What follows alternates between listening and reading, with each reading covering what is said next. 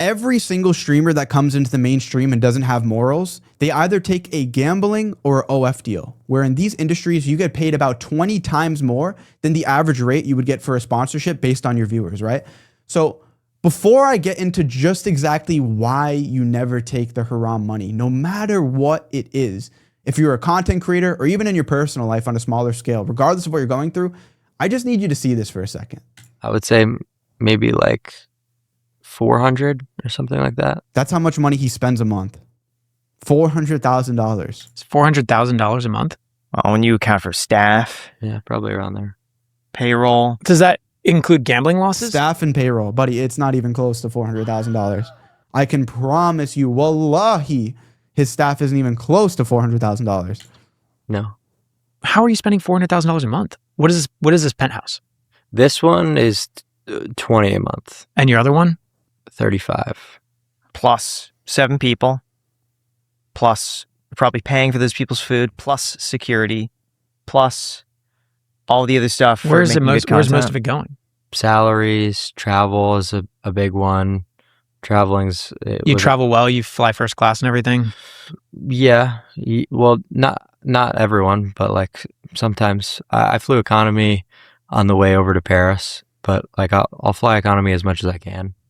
But it's more so just about like, you know, the Airbnbs, and then every single time you want to go somewhere, Ubers, it just all adds up. You know what I mean? $400,000 a month that he spends, right? Aiden Ross, same exact thing happens to him. This is what they do. He sits here like this, and he literally spins fruits for hours. This is 95% of his income right here, doing this, exactly. Right? The main reason, number one, of why you should never take the haram money is because what it does, and what we see happening with Clavicular right here, is it hyperinflates your expectations on building a standard to maintain. What do I mean by that? Going forward, now Clavicular, energetically, because money is more so like an energy than just dollars. It really does come down to an energetic thing, right? And a lot of people, you'll see the relationship that they have with money. They could be making $20,000, $30,000 a month, and it seems like at the end of the month, they're living paycheck to paycheck. And then somewhere in Bangladesh, you'll see a family that's making $500 a month. They're feeding 8 people, and they're living comfortably, and they're happy together. So what's happening with Clav is now he's hooked on the haram money for the rest of his life. That's it. Spending $400,000 a month, not only is it going to become basically impossible to go back to a modest way of life where he can spend even $20,000 a month, $30,000 a month with going about his operations, he is finished, bro. He is absolutely finished. Because now, God forbid, if what happens to him, if he ever has a bad month in business, for the rest of his life, bro, he's going to be chasing the haram money because it is the easiest way to get some income. And I can attest to this firsthand.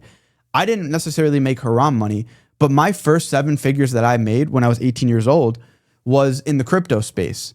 And for those of you that don't know, bro, 2021, if you were in marketing in crypto, buying NFTs, selling NFTs, whatever it was really, really easy to make money if you just got your feet wet in the industry.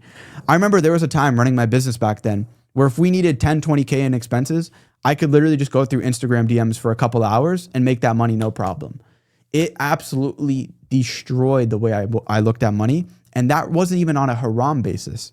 That was just me being lucky, and it was easy to make money back then. And I was naive thinking it was going to last forever. That's why I ended up losing all that money. I went through the same exact thing. So him spending $400,000 a month, the odds that he is going to be able to come back down from that and make an honest living is just very unlikely. So my point is, you taking the haram money, it's not just one deal. It's not just one extra little bag. It is destroying your perception on how easy it is to make money, and it is hyperinflating your lifestyle. So it's going to be harder to get used to come back down to reality. There's no barakah in it, meaning there's no blessings in the money in itself. That's like the example that I gave earlier, where that $1 that someone makes in a different country, regardless of inflation, it could even be in America, a family that makes their money the right way, it's like that money goes so much farther. It does so much more compared to someone who makes money in an evil way, especially capitalizing off of people's vices.